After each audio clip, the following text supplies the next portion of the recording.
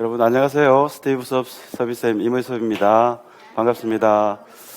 자, 지금 이제 1월, 2월에 정규 과정에서 등기편을 이제 일단 락을 지었습니다. 등기편 이제 끝났기 때문에 또 당부드리고 싶은 말씀이 지금 하셨던 부분을 계속 반복을 하셔야 됩니다. 누적 반복. 그게 이제 제일 좋은 방법인데요. 지금 벌써부터 질문 게시판에 오프라인 학원에서도 이제 질문이 들어오지만 이런 글들이 올라와요. 강의를 들어도 모르겠고, 책을 봐도 모르겠고, 문제를 풀어도 모르겠고. 뭐 당연하죠, 사실. 우리가 이제 법 공부 안 하다가 법을 뭐 잠깐 듣고 안다면 그게 더 이상할 수 있지 않습니까? 그래서 일단은 너무 조급한 마음을 버리시고요. 제일 중요한 거는 복습이에요. 내가 알든 모르든 간에 했던 거를 반복하는 게 포인트입니다. 그래서 알면 더 좋은 거예요. 내가 느껴져서. 그런데 납득이 안 가요. 도저히 이해가 안 가요. 그래도 이 문장이 익숙하면 객관식에서는 맞출 수 있거든요. 그러니까 반복이 이 시험에서 꼭 필요한 겁니다. 처음부터 끝까지 한마디만 하라 그러면요. 반복입니다. 그 반복해야 되는 것들을 너무 넓힐 수 없으니까 요약집에 제가 담았거든요. 그 중에서도 지금 매 수업마다 매주마다 하는 요 복습 문제, 이 김장 복습 문제 이것만 해도 합격에 충분합니다. 진짜니까요. 이 복습을 많이 하시기 바랍니다.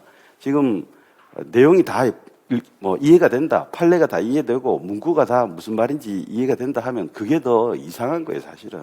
그래서 이해 안 되는 부분이 늘 있고요.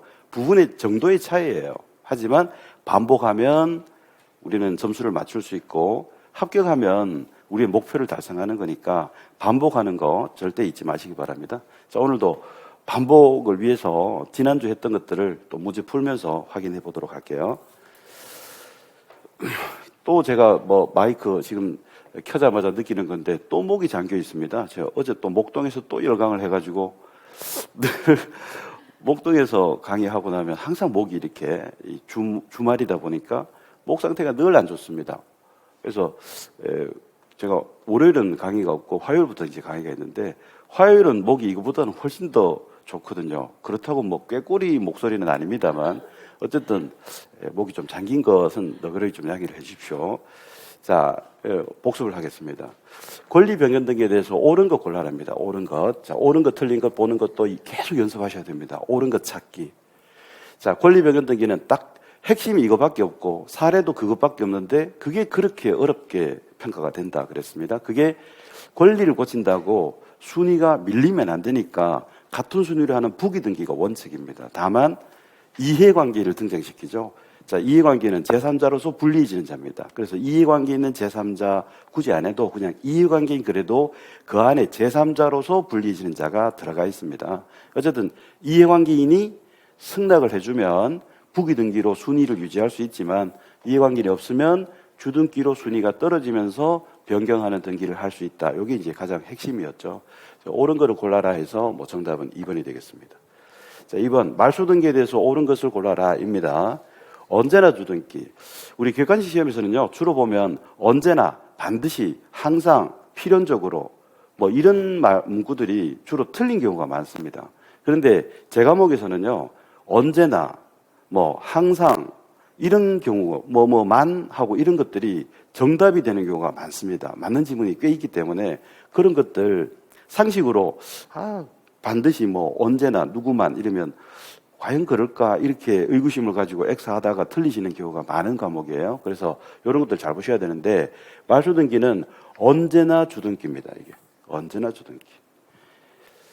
자, 그런데 여기 보시면 주등기가 원칙인데 말소등기를 부기등기로 실행한다 해서 여러분들을 속이려고 막 이렇게 말을 만드는 건데요. 이런 문구가 시험에 나오거든요. 말소등기는 주등기인가요? 부기등기인가요? 그러면 못한다 그랬죠? 기술적으로 할 수 없다. 말소등기는 불가능하다. 그거를 이제 한 번 더 확인하시면 되겠습니다. 자, 3번 문제. 말소 회복 등기에 대해서 옳은 것 고르기. 말소 회복이 원인이 되는 말소는 반드시 부적법한 말소에서 그것을 요하는 것은 아니다가 아닙니다. 아니다가 아닙니다. 그래서 여기서 보시면요. 일단 전부든 일부든 말소가 되고 나서 회복을 논하죠. 이 말소가 적법한 말소면 회복을 논하지 않겠죠. 그래서 반드시 부적법한 말소였을 때 회복을 논한다라는 것을 기억하시면 됩니다. 그래서 옳은 거 골라라에 1번은 틀렸고 2번에 부적법하게 직권으로 말소된 등기는 반드시 직권으로 회복하여야 한다. 왠지 문맥은 왠지 아닌 것 같은 그런 느낌을 주기도 한다고 하더라고요. 수험생분들이. 그런데 이 말소 회복 등기에 대해서 논점 3가지를 정리해드렸죠. 첫 번째가 부적법, 두 번째가 장단을 잘 맞춘다 그랬죠. 장단. 세 번째가 승낙서였습니다. 이해관계의 승낙서. 그리고 이게 장단을 맞춘다는 게 제가 틀로 이해할 수 있는 힌트 되는 단어를 장단이라고 제가 한 거죠. 그래서 직권 말소는 직권 회복. 이렇게 장단이 맞아야 됩니다. 신청 말소는 신청 회복. 촉탁 말소는 촉탁 회복. 주등기 말소는 주등기 회복. 부기등기 말소는 부기등기 회복. 전부 말소는 전부 회복. 일부 말소는 일부 회복. 그 장단을 느끼시면 쉽게 대응하실 수 있겠죠. 그래서 부적법하게 직권 말소된 거는 반드시 직권으로 살리는 절차를 밟습니다. 장단 맞춰서요. 그래서 옳은 것은 2번. 그리고 기억하세요. 말소 회복 등기의 논점은 3가지라는 거 딱 알고 접근하시면 쉬워집니다. 부적법, 장단, 승낙서. 딱 그 3가지. 자, 신탁 등기입니다. 신탁 등기 그러면 기적의 암기법, 그래서 제가 소개를 해드렸는데, 수단일대, 동업서, 합해도 원가주 그 의미를 새기면서 반복이 되면 깔끔하게 정답 체크하고 맞출 수 있다. 그랬습니다. 자, 신탁 등기 옳은 거 골라볼까요? 수탁자 단독 신청. 옳은 거죠? 정답이네요. 자, 신탁 등기는 권리 등기와 동시 신청하는 게 맞습니다. 근데 여기서는 언제나가 틀린 겁니다. 왜냐하면요. 자, 수탁자가 단독으로 하는 이 신탁 등기를 수탁자가 단독으로 안 했을 때는 위탁자나 수익자가 대위할 수 있어서 이게 권리 등기만 먼저 돼 있고 신탁 등기는 동시에 안 되고 나중에 되는 예외가 있거든요. 대위할 때는. 그래서 언제나라고는 할 수 없죠. 원칙적으로 동시 신청이고, 그리고 수탁자가 단독으로 신탁 등기를 안 해뒀다면 대위하게 되면 나중에 하는 거라, 그때는 이제 동시를 요하지 않는다 그랬었죠. 그래서 옳은 것은 1번입니다. 그 다음에 5번 문제, 옳은 것 골라라. 금방 제가 말씀드렸던 내용이 또 나왔네요. 수탁자가 단독으로 해야 되는 신탁 등기를 안 했을 때는 위탁자나 수익자가 대위해서 할 수 있다. 이게 맞는 거죠. 그런데 이번에 수탁자가 여러 명일 때 그들 간의 관계, 합해도 원가주 할 때 합유였죠. 그래서 이게 틀린 것이고. 그래도 말씀드리지만, 이 문제 푸는 요령이 꼭 필요하다 그랬습니다. 옳은 것 걸으니까 1번, 틀린 것 걸으면 2번. 이렇게 정답 체크하는 거는 또 내가 아는 것과 별개로 문제를 신중하게 분석해야 되기 때문에 늘 그런 옳은 것인지 틀린 것인지 꼭 체크하는 것 중요하다 그랬죠. 자, 이제 가처분 등기로 갔는데 본격적으로 자세하게 할 시간이 없어서 좀 중요한 것만 좀 제가 했던 기억이 나는데요. 23회 때에 대표 사례 문제를 통해서 이렇게 제가 개관을 조금 하는 정도였습니다. 어쨌든 옳은 거 골라라 해서 이런 정도의 지문도 계속 나오고 있기 때문에 지난주에 제가 공부했던 것만으로도 문제를 풀 수 있는 것들이 상당히 많이 생겼어요, 벌써. 자, 옳은 거 골라라 해서 처분금지 가처분 등기. 우리 실제 등기부에는 등기부의 등기란 말 없고 가처분 3글자밖에 없는데 출제할 때 처분금지라는 수식어를 의도적으로 붙여준다. 왜? 처분금지라는 문구를 보고 처분이 된다라고 하면 문맥상으로는 안 맞으니까 국어로 푸시는 분들은 틀리라. 이렇게 내는 거죠. 가처분 등기는 우리 등기부를 보셨어요? 가압류 등기와 가처분 등기가 되어 있음에도 물권자의 처분 등기가 진행이 되고 있는 것들을 확인했었습니다. 자, 어쨌든 처분금지 가처분 등기가 경료된 이후에 처분 등기를 할 수 없게 된다. 국어로 풀면은 그럴듯하게 맞는 것처럼 보이지만요. 없게 된다가 아니죠. 처분 등기 가능하다. 이게 통설이고 판례였고 학설의 이름도 상대적 무효설 이렇게 복잡하게 명칭이 붙어 있어요. 자, 2번요. 2번을 제가 설명할 시간이 없었을 것 같은데요. 어쨌든 옳은 거 골라라. 이 문제를 풀 수는 있습니다. 1번이 틀렸다는 거 알면 2번이 정답이겠죠. 근데 요거는 법무사 시험에도 출제가 된 거고요. 우리 조문에도 인용이 돼 있는데 상당수 분들이 다 틀립니다, 이게. 자, 여기 지상권 설정 등기를 보고 틀리시거든요. 지상권 설정 등기니까 이게 갑구가 아니고 을구다 이렇게 해서 문제가 이제 을구로 이렇게 나옵니다. 법무사 시험에 을구로 이렇게 나와요. 그러면 지상권 설정 등기니까 소유권 아닌 권리니까 을구지 하면서 이걸 맞다고 체크하시는 분이 많은데요. 그러니까 이게 아니고 갑구가 맞습니다. 왜 맞느냐 그러면요. 이 의미를 이해하셔야 돼요. 가처분 등기는요. 처분을 제한하는 압박하는 등기입니다. 돈을 갚아라, 등기를 해달라 이렇게 압박하는 등기예요. 그게 처분 제한의 의미거든요. 그러면 지상권 설정 등기를 못 받은 자가 소유자하고 계약을 체결했는데 지상권 등기를 해주기로 해놓고 나한테 안 해줬어요, 등기를. 그러면 지상권 취득을 못 하거든요. 이게 법정 지상권 아닌 한은 등기해야 되니까 등기 안 해주니까 내가 지상권을 취득 못 하니까 이 토지를 빌려가지고 건물을 짓거나 공작물을 설치하거나 수목을 식재하려고 다른 계약들이 줄지어 계약이 돼 있습니다. 건물 짓기 위해서 자재 계약, 뭐 시공사 계약 다 돼 있는데 지상권 등기를 안 해주니까 그 토지에다가 공사를 할 수가 없는 거죠. 그래서 손해를 하게 됐으니까 압박을 하는 겁니다. 처분 제한, 가처분을 거는데 누구한테 압박을 걸어야 돼요? 지상권 등기 안 해준다라는 압박을 누구한테 해야 됩니까? 땅 주인한테 해야죠. 그래서 갑구에 걸어야 된다고요. 소유자를 압박하는 거니까 그 의미를 아시면 이 지문이 이해가 되고요. 의미를 모르고 지상권, 소유권 아닌 권리, 을구 이렇게 푸시는 분이 법무사 시험에도 그렇게 많았어요. 가처분의 의미를 모르니까. 그래서 요거는 이 문구가 익숙해지면 좋겠지만 설명을 제가 가미해서 오래 기억이 되도록 선명하게 기억이 되도록 혹시 까먹었더라도 그 맥락을 알고 유추할 수 있도록 제가 설명을 드리는 거거든요. 다시 가압류 가처분 딱 나오는 순간요 압박하는 겁니다. 가처분 같으면 등기해달라. 우리 주로 이제 등기입니다. 여기서는 금전채권 아니겠지만 등기 받아야 된다라고 압박을 하는 건데요. 왜 등기 안 해줘라는 얘기인데 누구를 압박해야 되느냐? 지상권 설정 등기를 안 해주는 사람, 토지 소유자요. 소유자 압박하니까 소유자가 보이는 갑구에다가 주등기로 가처분 등기를 올리는 겁니다. 그래서 갑구라고 해야 됩니다. 그래서 이걸 학문적으로 얘기하면요. 피보전 권리를 대상으로 하는 것이 아니라 가처분 등기를 갑구에 할지 을구에 할지는 피보전 권리를 보는 것이 아니라 가처분 채무자가 누구인지를 본다. 이렇게 좀 어렵게 얘기하는데요. 쉽게 얘기하면 이겁니다. 누구를 압박하니 이걸 보시면 됩니다. 누구를 압박하니. 그래서 이거는 갑구에 소유자한테 지상권 등기 빨리 해주세요.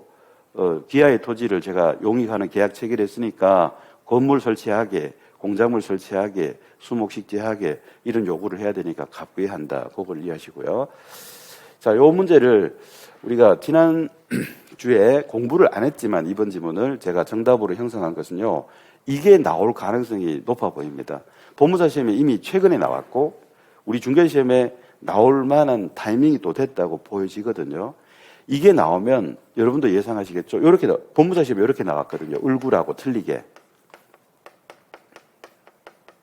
그러면 우리 중개사 시험이 법무사 문제를 그대로 뺏깁니다. 그래서 요게 법무사 문제처럼 을구로 출제가 될 겁니다. 을구로.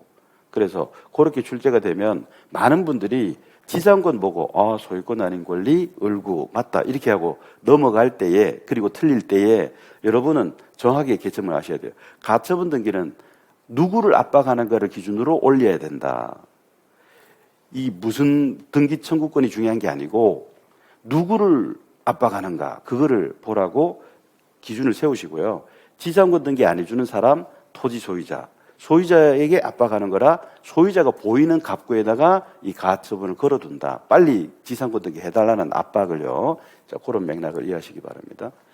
자, 7번입니다. 승소한 가처분 채권자가 판결 등기를 하겠죠. 승소했으니까 판결 가지고 등기하겠죠. 단독 신청입니다. 옳은 것을 골라라. 가처분 등기 이후에 경유된 모든 등기를 말소한다? 그런 건 아니었습니다. 제가 23회 때 그 대표 사례 문제를 통해서 보여드렸는데요. 그 가처분 그 채권자가 판결에 의해서 등기를 받음으로써 소유권을 취득하겠지만 등기하겠지만 그 소유권 취득에 저촉되는 것들을 지우는 거예요.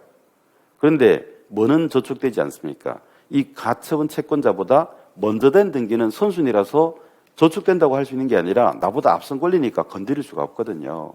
그래서 앞선 저당권 또는 근저당권 그에 기한 경매 이건 지울 수가 없다. 그래서 이후에 모든 등기를 지울 수 있는 게 아니라 선순위 등기와 선순위에 기한 경매 개시 결정 등기는 지울 수가 없었다. 그래서 모든 그러면 틀리는데요. 이 1번 지문도 이대로 출제가 됐었습니다. 한 문제로. 그런데 이게 판례 사건이다 보니까 지문이 설문도 길고 지문도 길어요. 그러니까 문제를 해결하는데 이만큼 읽으셔야 되는데 논점을 알고 계시면 빨리 보는 겁니다. 이렇게. 자, 2번 당해 가처분 등기 말소. 요거 개정이 됐다 그랬죠. 2011년에 촉탁 등기에서 실제로 그 소송을 담당했던 수소법원이 말소하라는 촉탁서를 안 보내는 경우가 허다하게 있어서 이거를 등기 행정에 공백이 생기는 문제점을 발견하고 직권으로 말소하는 걸로 개정을 했습니다. 2011년에 개정하고 이미 출제를 2번 정도 했기 때문에 중요하다 이렇게 보셔야 됩니다. 어쨌든 옳은 것은 2번입니다.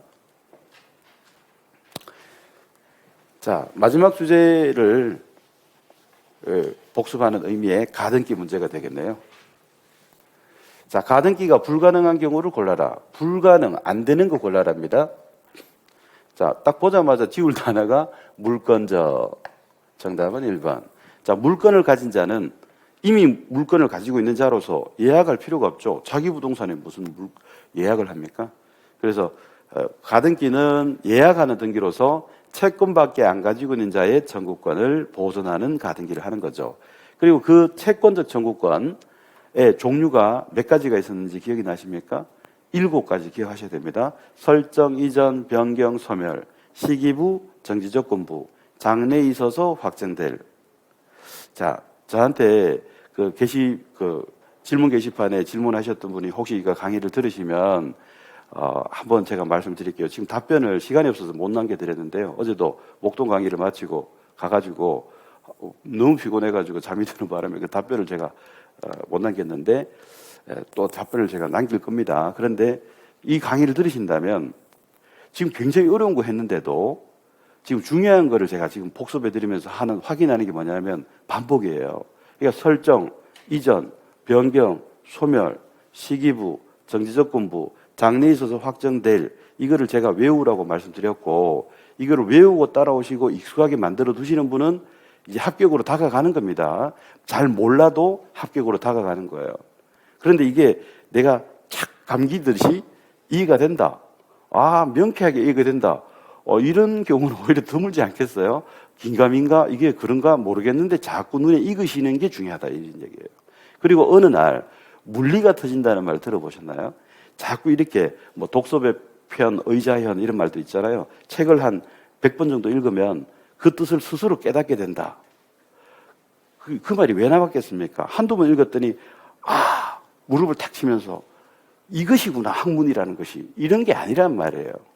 그러니까 이제 공부 시작해놓고 강의를 들어도 모르겠다, 책을 봐도 모르겠다, 자료를 봐도 모르겠다. 당연합니다.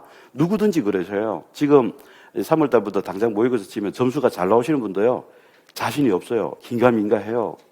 다듬어지지 않았어요. 쌓여지지 않았어요. 왜? 복습이 덜 돼 있기 때문에. 근데 내가 잘 몰라도 최소 10번 이상 복습을 하신다면요, 제 이거 사후시험 때부터 경험을 말씀드리면 10번 정도 복습하시면요 보입니다. 이제 그냥 보입니다. 그리고 그 어떤 전체적인 스크린이 되면서 깨닫게 되는 게 생깁니다. 자기도 모르게.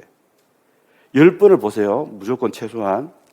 이거는 제가 왜 10번을 했냐 그러면요, 서울법대 다니는 대학 중에 사법시험, 행정고시, 외무고시 이 3시를 다 합격하신 분이 우리나라에 몇 분 계시거든요. 근데 그 중에 고승덕 씨 아시죠? 여기 강남에 여기 국회의원도 하셨지 않았습니까? 서초동에 하셨나? 여기죠, 여기. 그분이 그 사법시험에 합격하고 나서 합격기가, 3시 합격을 나와서 쓴 합격기가 4년간의 휴가예요. 그러니까 그분은 대학 시절을 어떤 낭만과 학문 연구 뭐 이런 것들로 보낸 게 아니라 고시 공부만 하신 거예요. 출석 대충 하고 고시 공부 하셔가지고 그분이 4년 동안 휴가를 보냈다. 서울법대 4년을. 그렇게 하면서 그것이 그래 보면 자기가 경기고등학교 다닐 때 시골에서 올라와가지고 그렇게 머리 좋은 사람들이 많다는 거예요. 그래서 내가 저 친구들을 이길 수 있을까를 생각해 보니까 자기가 나는 얘네들보다 여태까지 공부량도 적었고 머리도 명사가 한 건 아닌 것 같다라고 자기 스스로를 평가를 하고 한 번 보면 이 정도, 두 번 보면 이 정도 이런 식으로 자기가 반복의 힘을 자기는 믿고 10번을 봐야 되겠다라고 했던 거예요. 그러니까 매 시험마다 10번씩을 보셨대요. 그러니까 경고등학교도 뭐 거의 수석 졸업하시고 서울법대도 뭐 엄청나게 우수한 성적으로 그런 경쟁에서 이기는 정도까지 가는 것이 가장 큰 힘이 반복이라는 거예요. 자, 서울법대, 삼시합격 이런 분도 10번을 보시고 깨닫는 내용을 여러분이 한두 번 읽었다고 이거 이제 알겠어. 안 됩니다. 그러니까 그 고민하실 시간에 이 문제 한 문제 더 보시면서요. 반복을 하세요. 제가 정성껏 글로도 한번 적어 올리도록 하겠습니다. 자, 그런데 여기서 제가 확인하면서 했던 거 있죠. 채권적 청구권의 예시가 우리 등기법 88조에 명시되어 있거든요. 다시 한 번 더. 설정, 이전, 변경, 소멸, 시기부, 정지조건부, 장래에 있어서 확정될 청구권 요거는 해당한다. 이렇게 체크되시는 수준까지 반복을 하십시오. 자, 9번. 가등기에 대해서 옳은 거 골라라. 가등기, 가처분, 명령 딱 나오는 순간 시험에 나오는 거는 정해져 있다.